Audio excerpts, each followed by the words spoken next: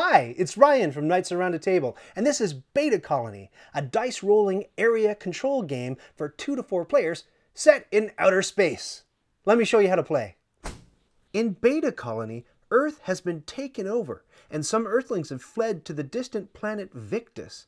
You and your friends are here to help develop the 3 colonies of Victus to gain the confidence of these exiled space settlers. You'll be bouncing around between the 7 different moons, ships, and stations orbiting Victus, gathering enough fuel and resources to build pods on the 3 different colonies, gaining influence as you do. You may even be able to build some special monuments, like Space Big Ben or Space the Statue of Liberty, to inspire the settlers. By the end of 3 cycles of 3 rounds each, whoever has settled the most crew members on each of the different colonies, compared to whoever has the least settlers, gains points toward a final score, with the hope of winning the confidence of the people and, ultimately, the game.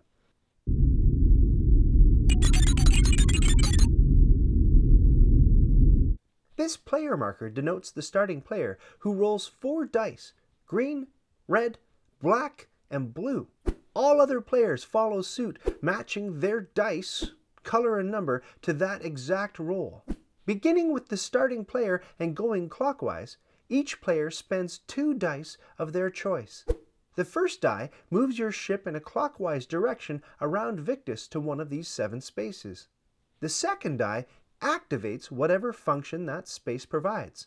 And if the activation die matches the color on that space, you get a bonus. You can mine these 3 moons for 6 different resource cubes: plants and steel, food and palladium, and polymer and water. Your first die gets you there, while your second die determines how many of that resource you get. For example, either 1 green or 1 yellow resource cube for anything from 1 to 4 pips, or 2 cubes of either color for spending a die with a 5 or a 6 on it. What's more, if you spend your green die at the Moon of Gande, you get 1 confidence point towards winning the game. It's the same story for these other 2 moons, Geo and Nebra. Spend a die to get there, spend a die to activate it, and take resources depending on the number of pips on that second die, and potentially an extra point if you use the right color to activate it. A note about traveling: your ship always moves in a clockwise orbit around Victus, and you have to use all of the pips on your travel die. So, if you spend a 3 to move, you're moving 3 spaces. It's not up to 3, it's 3 exactly. You can spend a die to land on the Ridback, and then spend a second die to buy these red fuel canisters. You get 1, 2, or 3 fuel depending on the value of your activation die. You can spend these fuel tokens to adjust the value of the pips on your dice up or down, and the number wraps around. So you can spend 2 fuel on a 6 to turn it into an 8 going up, or a 4 going down. You can spend 1 fuel on a 1 pip die to turn it into a 2, or back around to a 6. The big show are these 2 orbiting stations called manufactories. Spend 1 die to get there, and then another die to buy one of these randomly dealt pods to place on one of the 3 colonies on Victus. The number of pips on your activation die decides which row you can purchase a pod from. A 1 or 2 pip die means you can buy either of these pods, while a 6 pip die means you can go shopping from this row. But you're further limited by the resource cubes you own. You have to pay 1 resource cube of a matching color to buy a pod. Spend a green cube for these ones, a red cube for these ones, and so on. You replace the pod with a face-down tile. Then, on the same turn, you further have to pay a resource cube to place the pod you just bought on one of these colonies. You pay a cube based on the color of the empty hex where you want to place the pod. A yellow cube here, a blue cube here, and so on. So, it costs 2 cubes total to buy and place a pod. The pods earn you influence points, which is a separate point system from the confidence points you're earning down here at the bottom of the board. The influence points move your marker around these 3 tracks, 1 per colony, depending on where you place the pod. The number on the pod determines how many influence points you get. You get 1 bonus point if you place the pod in this inner ring, and more bonus points for every pod of the same color in a contiguous line or cluster. If there's already a contiguous cluster or line of 3 like-colored pods, you can't place a 4th. That pod's got to go somewhere else instead. You move your marker on the track surrounding the colony where you placed your pod according to however many influence points you just earned, picking up whatever prizes you pass or land on. The pod itself may also give you various perks and prizes. Then you place one of your crew members on the pod. Some pods let you place 2 crew members, and some high-value pods prevent you from placing any. Oh, hey, it's the rules gremlin, come to warn us of something tricky. In this case, it's not a rules problem so much as a design problem. Beta Colony contains tiles and cubes that are very close in color. Now, I'm not colorblind, but this game made me think I am. The game has pink, orange, and red cubes. And here's what one of the colony pods looks like. Is that pink, orange, or red? If you guessed red, you're right, but if you guess one of the other colors, you're also right, because, look at this. Here's how to keep it straight. Red cubes buy red pods, and pink cubes buy pink pods. There are no orange pods for sale. Only yellow pods, which you buy with yellow cubes. Orange cubes are only for placing pods on orange spaces in the colonies, and for buying buildings, which we'll see in just a sec. The last moon you can visit, Azophi Nexus, lets you take 1 resource cube of your choice and a fuel, regardless of the pip value of your activation die.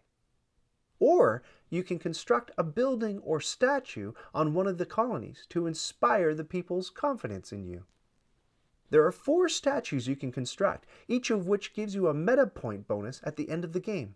Each statue costs 3 artifact tokens. You can earn the artifact tokens by building certain pods, or by gaining influence and passing certain spaces along the tracks. If you're short on artifacts, you can spend regular resource cubes to buy the building on the top of the deck. Buildings give you a point boost at the end of the game, and sometimes another more immediate perk. Grab the card and place it face down next to your player mat. You get any applicable bonus now, and any listed confidence points at the end of the game. When you build one of these structures, you take the matching token and then pay a cube to place it in one of the 3 colonies. You can only construct buildings and statues in the outer ring of any colony. As with a colony pod, you place a crew member on the structure. Each player can only build a maximum of 2 of these cultural achievements in a single game. At any time on your turn, you can also spend an artifact as a wild stand-in for any colored cube. If at any point you want or need to take a mulligan on your turn, you can spend 2 dice to earn a single fuel token. Your spaceship stays where it is. There are a couple of symbols on the influence tracks around the colonies that supply special rewards. This one gets you any face-up colonization pod, which you can then build for free. This one gets you a building or a statue for free. You don't even have to pay a cube to place it. This one lets you put an extra crew member on any colony pod, whether it's yours or someone else's. There are 3 cycles in the game, and each cycle has 3 rounds. At the beginning of the game, 3 cycle cards are randomly dealt to these spaces. They each have an ongoing effect that activates in the first round of the cycle and expires by the end of the cycle, and a scoring condition that gets paid out at the end of the cycle.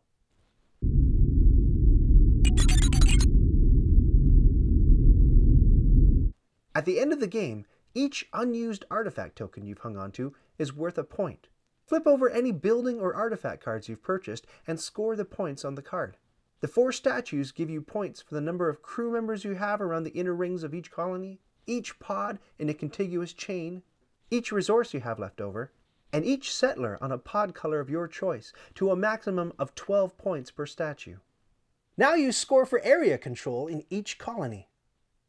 Score the colonies one at a time. You look at the number of colonists you have versus the number of colonists the weakest player has, and the difference gets you points. So here on Xi'an, you have 7 colonists, and the least represented player has 2. for a difference of 5. On Thebes, you have 5 colonists, while the weakest player has 4, so it's a difference of 1. On Cuzco, you are the weakest player. The difference can't go negative, so the gap for this colony is 0.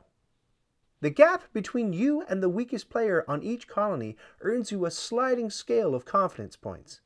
When you tally up those scores, including any confidence points you earned along the way from the influence tracks, from building certain pods, from using the correctly colored activation dice at various moons and orbiting stations, and from satisfying the different cycle scoring conditions, you'll get your final confidence point total.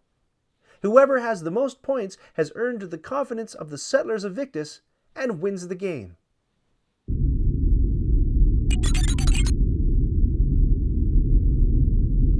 To set up the game, put the board on the table.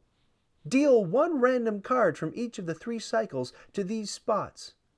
Shuffle the pods face down and deal some out to these spaces. Put the fuel, artifact tokens, and resource cubes nearby.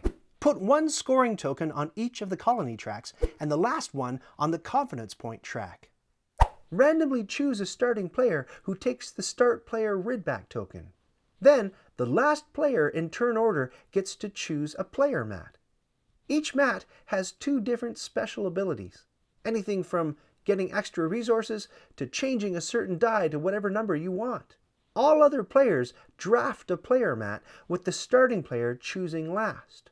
Everyone chooses a color and takes a spaceship, 15 crew members, 4 score tokens, 1 fuel, 4 dice, 1 red, 1 black, 1 green, and 1 blue, and 2 random resource cubes from the supply.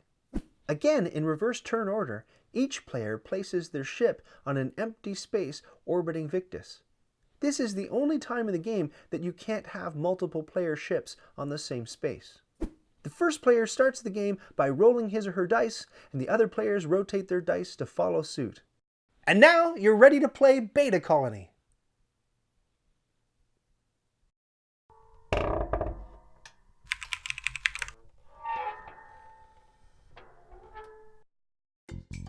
Did you just watch that whole thing? Oh, hey, to 100% this video, click the badge to subscribe and then click the bell to get notifications when I've got new stuff.